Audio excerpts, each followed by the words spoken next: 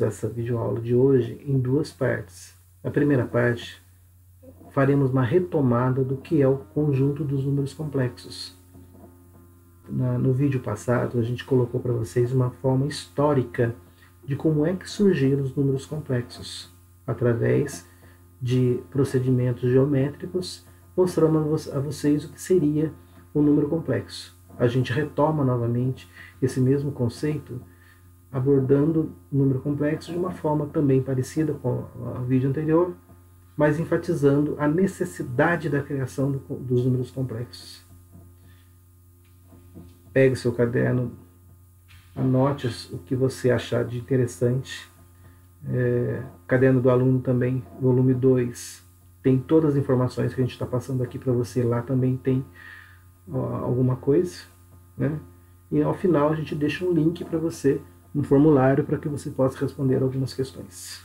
O primeiro conjunto numérico que você aprendeu, ele resolve algumas questões importantes para você. Cada conjunto numérico vai trazer para você uma propriedade que permite a solução de algum tipo de problema que antes da criação daquele conjunto não era possível ser resolvida. Então aqui também, historicamente, a gente vai colocar para você a necessidade da criação de um novo conjunto através de um problema formulado que num determinado momento parece não ter solução.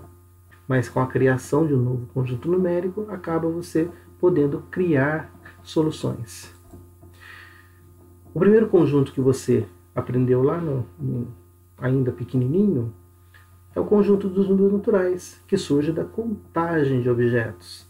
Os números naturais, aí representado pelo número 1, número 2, número 3, 4, 5, 6, 7, 8, 9, 10, infinito. O conjunto dos números naturais, usado para contagem. Nesse conjunto você pode realizar operações com ele, você pode somar dois números naturais, pode multiplicar, né? Consegue dividir números naturais, né? Algumas operações você consegue realizar na totalidade, outras não. Por exemplo, essa equação. A equação x mais 3 igual a 2, ela não tem solução no conjunto dos números naturais. A questão é, qual é o número que somado com 3 vai dar 2? Nenhum número que está localizado nos naturais, somando com 3 vai dar 2. Então, por esse motivo, nós dizemos que no conjunto dos números naturais, essa equação x mais 3 igual a 2, ela não tem solução. Eu vou ter solução para essa equação num novo conjunto criado, que é o conjunto dos números inteiros, que vai envolver agora, além dos naturais, o zero e mais os negativos. Então, observe esse conjunto Z, formado pelos negativos, o zero e mais os valores positivos, possibilita que você resolva essa equação agora. Então você tem que x mais 3 é igual a 2, você sabe que agora o x ali ele vale menos 1, porque menos 1 mais 3 vai dar 2. Então agora essa equação x mais 3 igual a 2 passa a ter solução, uma solução dentro do conjunto dos números inteiros. Agora observe a equação 5x mais 4. Ela não tem solução no conjunto dos números naturais nem dos números inteiros. Porque qual é o número que multiplicado por 5 vai dar 4?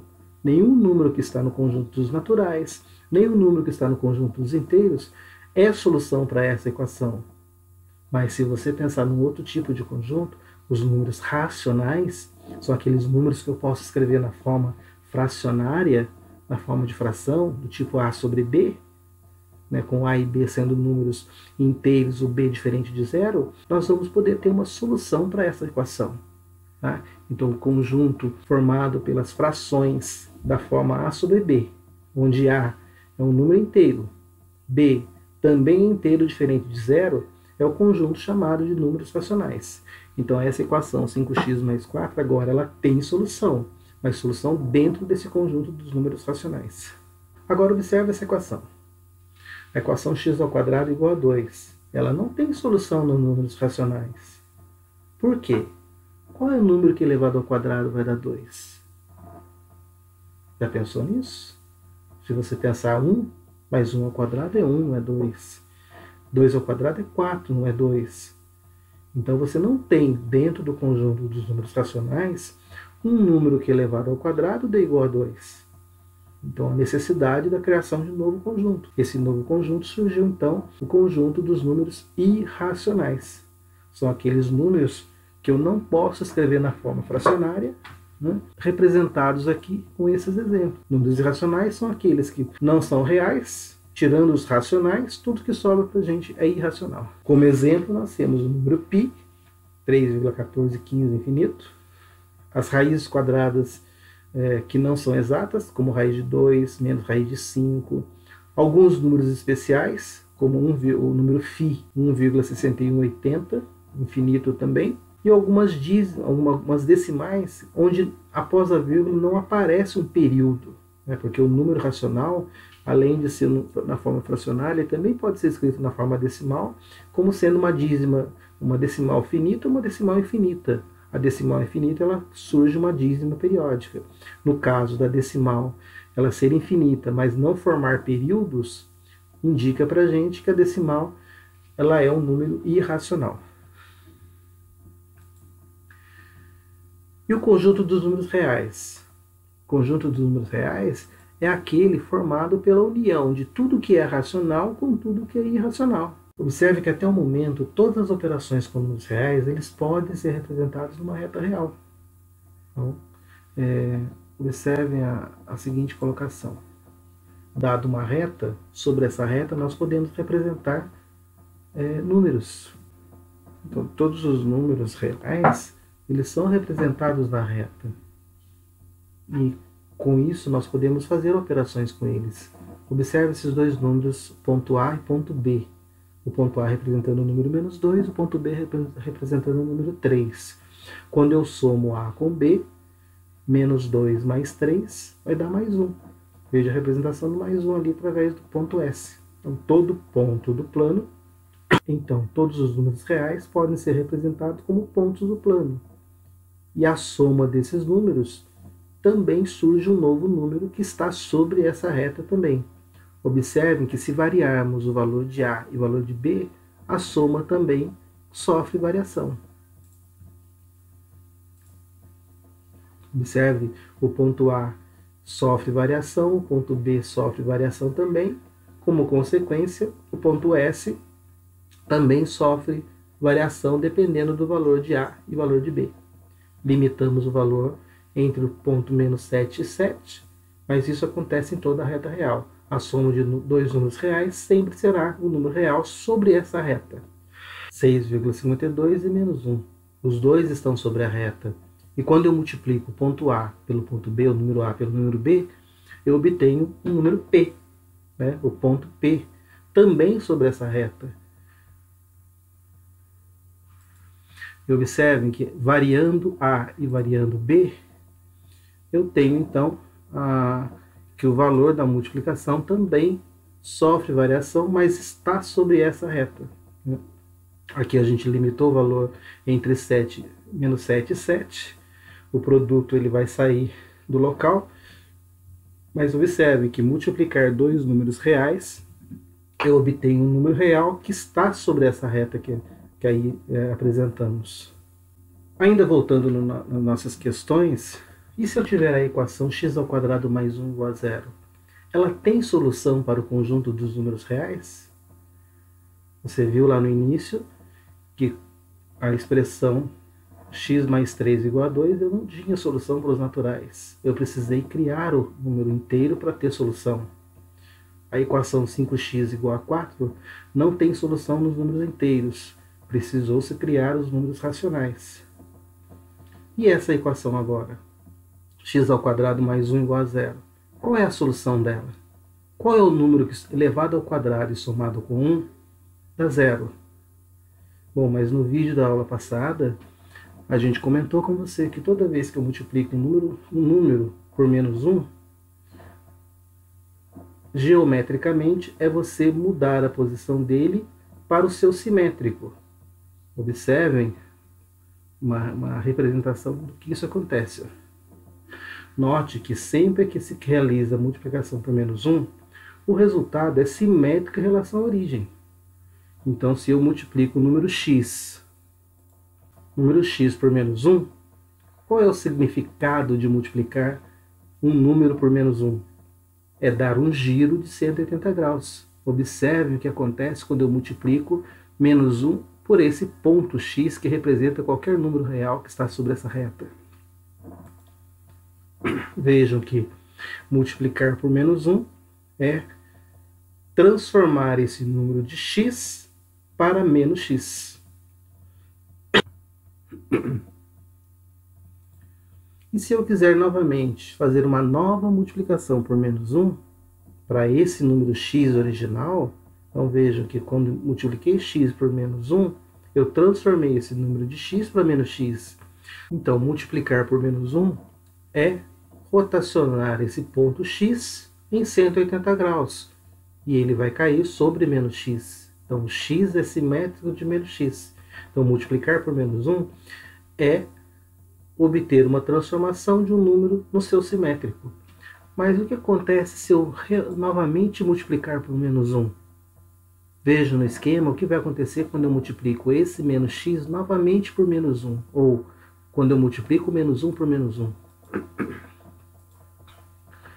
Observe aí o que está acontecendo. Novamente eu retorno, eu volto esse número para a posição original. Em outras palavras, todo número que é elevado ao quadrado ou multiplicado por ele mesmo resulta num número positivo. Não há, no entanto, nenhum número que multiplicado por ele mesmo dê como resultado menos 1. Outra forma de podermos pensar sobre isso é que nós não temos a raiz quadrada de menos 1. Voltando lá na equação de cima, onde a gente tem que calcular qual é o número que elevado ao quadrado dá 1, e nós sabemos resolver essa equação, simplesmente passando mais 1 para o outro lado, eu vou ter x ao quadrado igual a menos 1, e encontrar o valor de x é encontrar a raiz quadrada de menos 1. Mas o que seria a raiz quadrada de menos 1? Para Robert Jargan, se eu multiplico por menos 1, significa dar um giro de 180 graus. Se eu saio de x e vou para menos x, que é simétrico, eu estou girando 180 graus, a raiz quadrada seria então girar pela metade. Metade de 180, 90 graus. Mas o que seria então a raiz quadrada de menos 1? Argand teve essa ideia. Então o que ele pensou? A raiz quadrada de menos 1, então, será girar 90 graus. Então, observe que quando eu multiplico por raiz de menos 1, nada mais é do que, em vez de dar um giro de 180 graus, é um giro de 90 graus. Se eu novamente multiplico por menos 1, pela raiz quadrada de menos 1, então, raiz quadrada de menos 1 multiplicado por raiz quadrada de menos 1, o que vai acontecer com essa multiplicação? Observem, multiplicar raiz de menos 1 por raiz de menos 1 é dar um giro de 180 graus, 90 mais 90.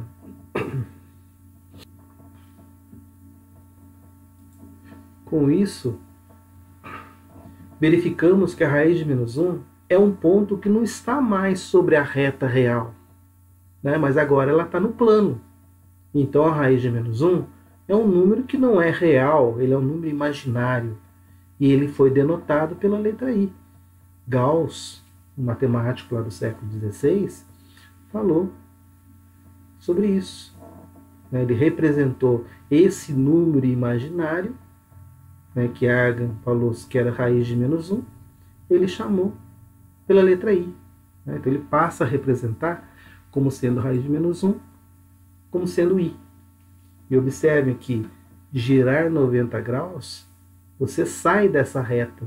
O número não é mais número real, porque ele não está mais sobre a reta que é chamada de reta real. Dessa forma, faz necessária a criação de novo conjunto numérico, já que a raiz quadrada de menos 1 não é mais um valor que está sobre a reta horizontal, a reta real, mas sim fora dessa reta real. É um ponto do plano. Então faz-se necessária a criação de um novo número conjunto numérico. Assim, todo ponto do plano ele pode ser agora representado na forma x mais yi, que nós chamamos de número complexo. O x é chamado parte real do número complexo e o y é chamado parte imaginária do número complexo. Então todo número, todo ponto do plano vai ter a representação na forma x mais yi. Temos então um novo conjunto numérico chamado de números complexos, representado pela letra C. Observe no diagrama que nós temos então a reta horizontal, que representa todos os números reais, e a reta vertical, o eixo y, que é comum na geometria, onde nós representamos para ele um ponto representa o i, outro ponto 2i, para baixo menos i, menos 2i, menos 3i.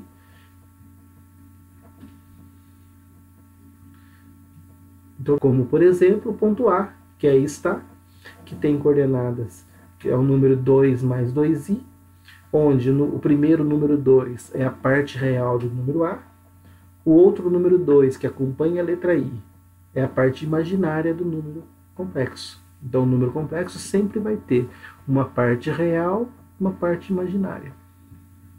Olha o exemplo, outro exemplo. O ponto B é o número menos 2 mais i.